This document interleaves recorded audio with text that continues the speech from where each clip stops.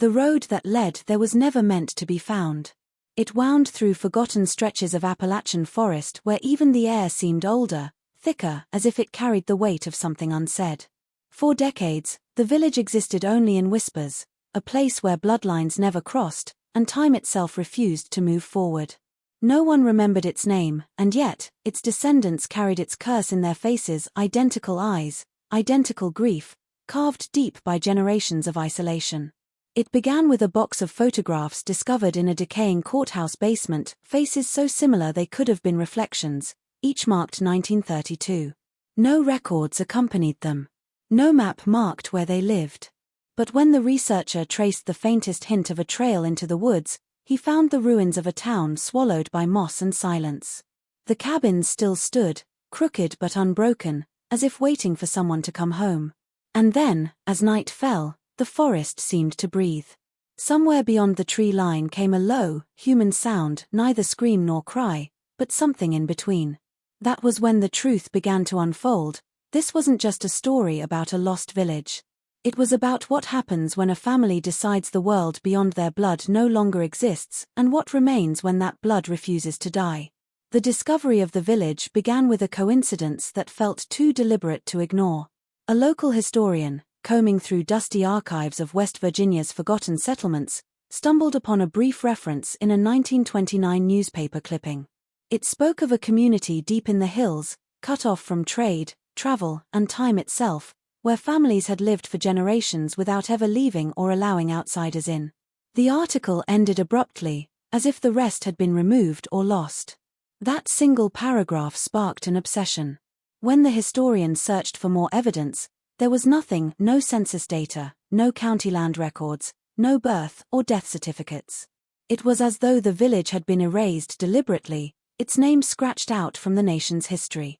The few maps from that era showed a patch of wilderness where the village was supposed to be, marked only by a faded trail that led to nowhere.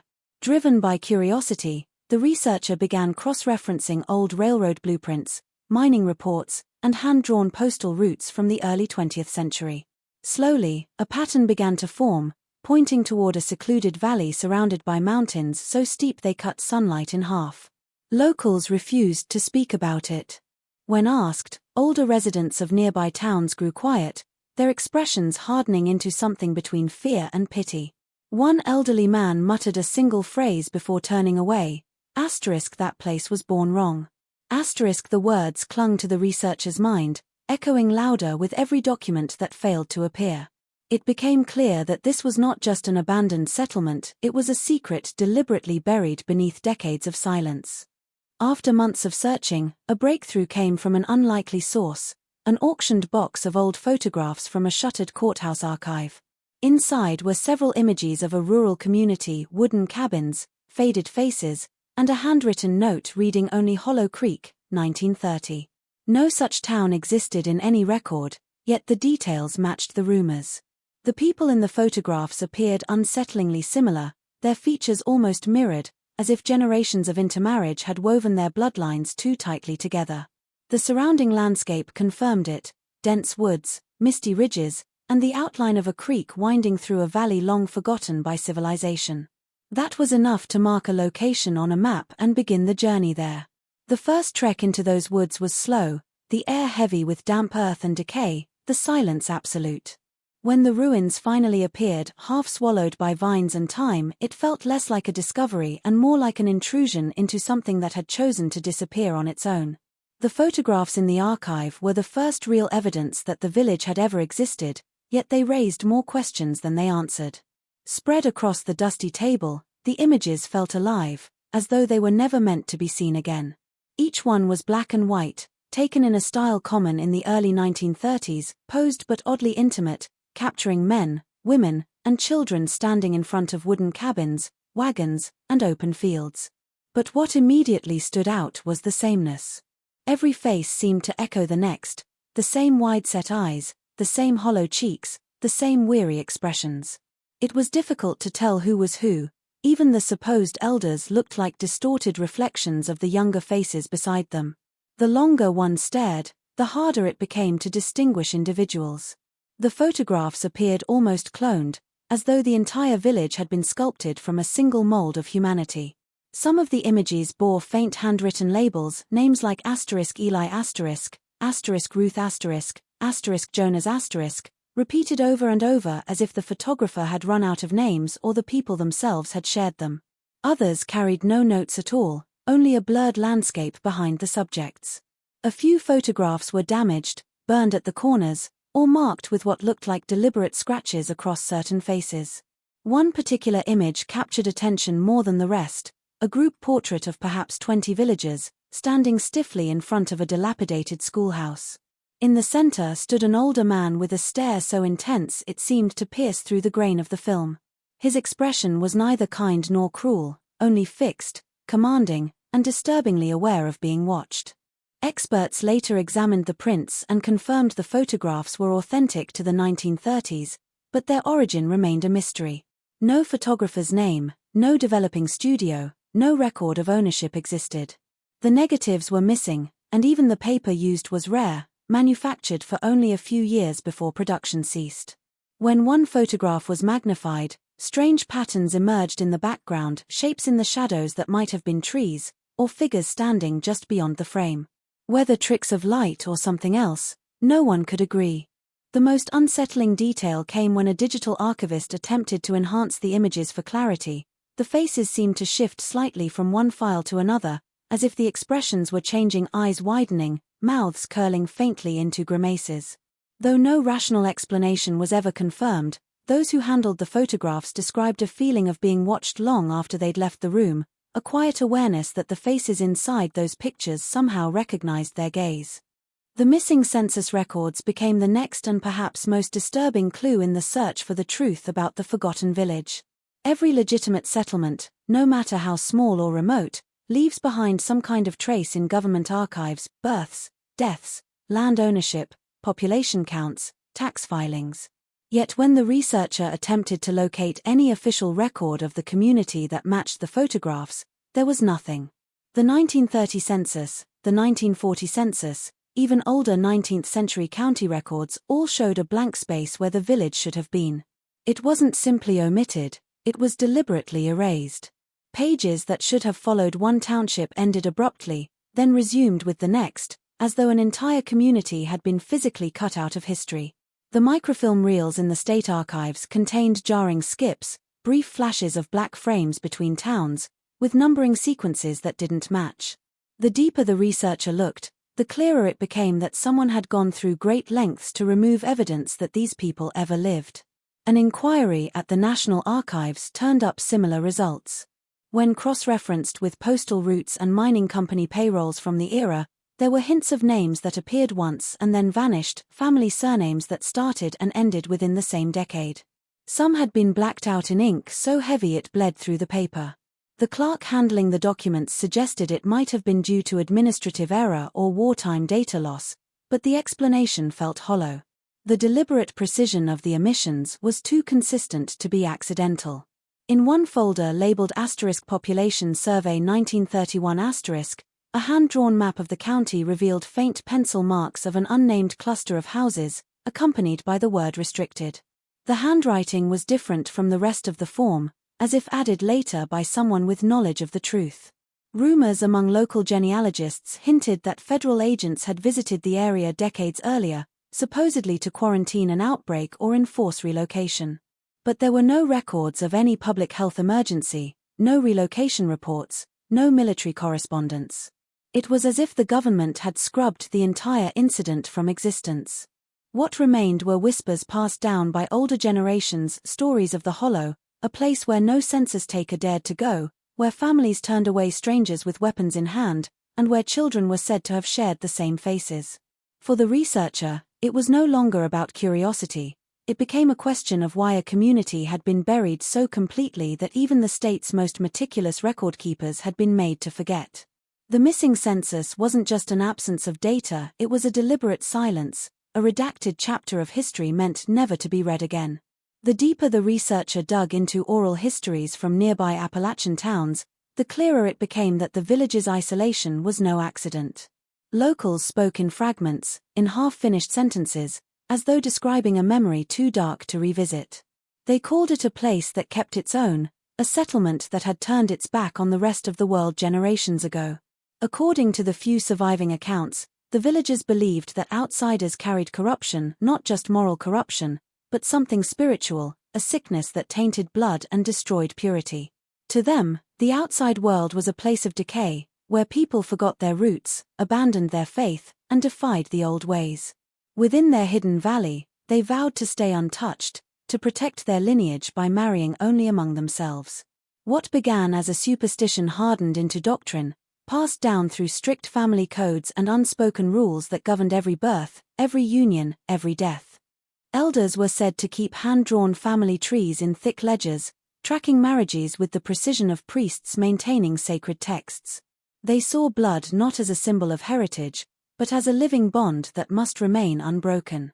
When neighboring towns sent traders or preachers into the hills, they were turned away with cold stares or silent hostility. Some never returned at all, and the few who did spoke of being watched from the tree line by figures who moved in silence, faces pale against the dark woods. The villagers' fear of outsiders deepened after a series of illnesses spread through the region in the early 1900s. While nearby towns sought medicine and government aid, the isolated community retreated further inward, convinced that the world beyond their mountains was cursed. By the 1920s, the village had become a world unto itself, self-sufficient, secretive, and fiercely protective of its bloodline. Children were taught from birth that leaving the valley meant death, and marrying beyond their kin was an unforgivable sin.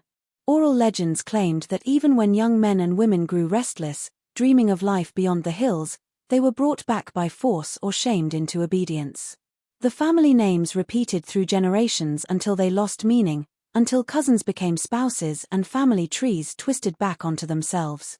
To outsiders, this might have seemed tragic, but to the villagers, it was purity, the preservation of a legacy that the modern world would never understand. Their isolation was not driven by ignorance but by devotion, a collective belief that they were chosen to remain untouched while the rest of humanity fell to ruin. In that hidden valley, the boundaries of family blurred, and blood became both their bond and their curse. The first night in the woods changed everything for the researcher. What began as a cautious expedition quickly turned into an experience that defied logic. The air in the valley felt unnaturally still, as if the forest itself were holding its breath. Even the usual sounds of nocturnal life, crickets, owls, the rustle of leaves, were absent. The silence pressed against the ears, heavy and suffocating. When the sun disappeared behind the jagged tree line, the woods seemed to swallow the light, leaving only the weak glow of a lantern and the narrow beam of a flashlight to pierce the darkness.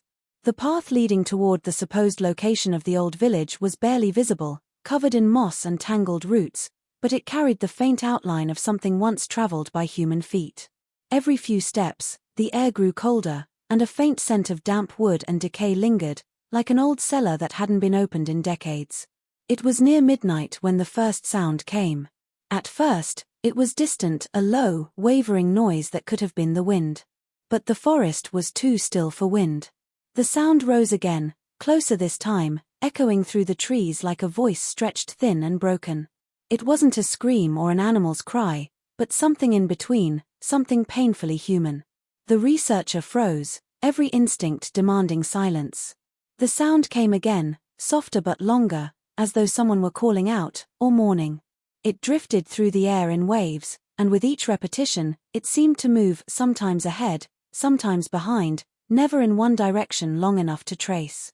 The flashlight flickered, and in the distance, a faint shimmer appeared between the trees, like a reflection on water. When the beam steadied, there was nothing there. The phenomenon wasn't new. Later interviews with nearby residents revealed that those who ventured too close to the valley often reported hearing the same thing, a strange, human-like wail carried by no wind, coming from no visible source. Some claimed it was the echo of the past, the voices of those who died in isolation. Others believed the villagers had never truly left, that their blood had bound them to the land even in death. The researcher tried to rationalize it, perhaps the sound of an animal distorted by the terrain, but deep down, logic faltered. The cries came again, this time accompanied by the faint crunch of footsteps, deliberate and slow, circling in the dark just beyond the light's edge. When dawn finally arrived, the forest looked unchanged, but the feeling of being watched lingered. It was then that the researcher realized that the village's curse was not just history, it was alive, hidden in the woods, whispering for anyone who dared to listen. The discovery of the old schoolhouse was not part of the original plan. It appeared by accident, half swallowed by overgrowth, its roof sagging beneath decades of neglect. The researcher had been following the faint outline of an overgrown path when the beam of a flashlight caught the edge of a wooden frame buried in vines. As the fog shifted, the shape of a small building emerged, its doorway hanging crookedly, one hinge rusted away. The words above the entrance were nearly unreadable, the paint long faded, but the faint impression of District School No. 3 could still be seen. Inside, the air was cold and thick with the smell of mildew and rot. Desks lay overturned, papers scattered across the floor, their ink bled away by years of dampness. Yet despite the decay, something about the room felt disturbingly preserved, as though it had been waiting for someone to return. At the front of the classroom stood a large blackboard covered in faint chalk markings. Most had faded to near invisibility, but when the flashlight passed over them, shapes began to appear, names, lines, and circles connecting one to another in a web-like pattern. It wasn't a lesson or arithmetic problem. It was a family tree. The names were familiar from the photographs: Eli, Ruth, Jonas, repeating over and over, looping back upon themselves. At the center of the chalk web was a single name written in larger, heavier strokes, *Abraham Star. Every line, every connection seemed to trace back to him, as if he were the origin of every family that followed. Beneath the web, a chilling inscription in faint cursive read, *The blood remembers. As the researcher explored further, they found the walls covered in children's drawings, crude and unsettling. Stick figures with identical faces stood beneath tall, jagged trees. Some of the figures had their eyes crossed out or their mouths smeared into black streaks. On the teacher's desk sat a stack of old composition books, their pages brittle and yellowed. Many contained repetitive sentences, written in a child's uncertain hand, phrases like *we must not leave * and * he is watching. *1 notebook contained a list of attendance records that stopped abruptly one winter, suggesting the school had been abandoned overnight. What made the scene most disturbing was the feeling that it had been left intentionally untouched. There were no signs of scavengers or vandalism, no intrusion from the outside world. It was as if the last day of school had ended, and everyone simply vanished, leaving the room frozen in time. The schoolhouse stood not as a relic of education, but as a shrine, a testament to a community that had turned even its children's learning into a ritual of devotion to blood and family. Each chalk mark and childish scrawl whispered of a generation taught not knowledge, but obedience to a legacy that refused to die. The photograph that moved was discovered several weeks after the researcher returned from the valley, among the same collection of archival materials that had first revealed the village's existence.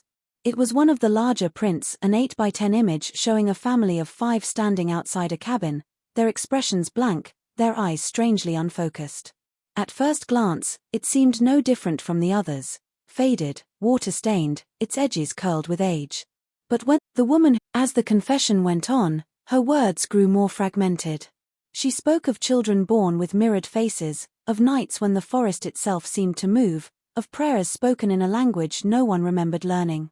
She said the villagers believed their founder had never died, that he had gone into the blood, and that every generation carried a piece of him. The sound of her voice quivered when she said his name, so faint it was nearly lost in the static, but the tape caught it, *Abraham. After that, the noises in the background grew louder, almost purposeful, like footsteps pacing the room. She began whispering rapidly, as if reciting a warning, repeating the same phrase again and again, *, is still there. The blood remembers. They're still out there. *. Then came the moment that froze the researcher completely. Just before the tape cut off, there was a new voice, deeper, slower, and far closer to the microphone than hers. It spoke only 2 words, unmistakably clear despite the hiss of static, *, come back. The reel stopped spinning. When played again, the voice was gone, erased as if it had never existed, but the final seconds of the tape carried a low, rhythmic sound, breathing that did not belong to anyone alive. The return to the valley was driven not by curiosity but by something closer to compulsion. After the recording, The researcher couldn't shake the sense that the story wasn't finished, that something waited where it all began. The photographs, the whispers, the missing records all seemed to pull them back to the place that had consumed generations. The journey took place in early autumn, when the trees were thick with color but the air had already begun to cool. The path through the woods had nearly vanished under decades of decay, yet traces of the old trail remained, faint but undeniable. The deeper they went, the quieter the world became. Even the rustling of animals ceased, as though life itself refused to trespass beyond a certain point. When they finally reached the clearing, it was just as before: collapsed cabins, broken fences, the remnants of a town that should have been long dead. But there was something different this time. The air felt alive, charged, humming faintly like the pause before a storm. They set up camp near what remained of the schoolhouse, intending only to stay one night. As dusk fell, fog began to drift through the valley in slow, deliberate waves, wrapping itself around the ruins like a living thing. The sound returned, the low, human wail that had haunted the first expedition, but now it was closer, clearer, almost calling by name. The flashlight beam caught fleeting movement between the trees, shapes that seemed to flinch away from the light but never fully disappear. When the researcher raised the camera to capture proof, the lens fogged from the inside, rendering every image blurred except for faint outlines of figures that hadn't been there moments before. Sometime after midnight, the fire died without warning. The surrounding forest became pitch black. From the silence emerged a whisper, not from the distance but directly beside the tent, a voice speaking the same words that had ended the tape: *, come back. The voice sounded both old and young, male and female, as if spoken by many mouths at once. The air grew colder until every breath hung like smoke. In that darkness, faint lights began to appear, small, flickering glows that hovered among the ruins, outlining the shapes of people. Their faces were pale, nearly translucent, but unmistakably the same ones from the photographs, unchanged despite the passage of decades. At dawn, the valley was empty again, but the camp showed signs of movement: footprints circling the tent, handprints on the cold glass of the camera lens, and the unmistakable sound of a door creaking open from somewhere in the distance. The researcher never spoke of what happened after that night, only that the village was not abandoned. Its people were still there, waiting in the mist, bound by blood that time could not erase, watching for anyone who dared to find them again.